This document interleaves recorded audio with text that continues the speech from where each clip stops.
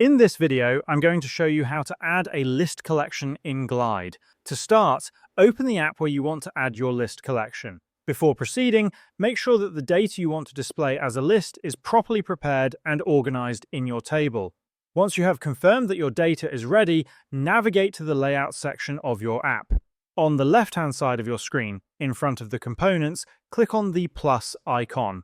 In the search box that appears, type List to locate the list component. Once it appears, drag and drop it into the Components section. If you already have existing components or data on your screen, you can place the list component above or below them, depending on how you want it to appear. After adding the list, you should immediately see it appear in your layout.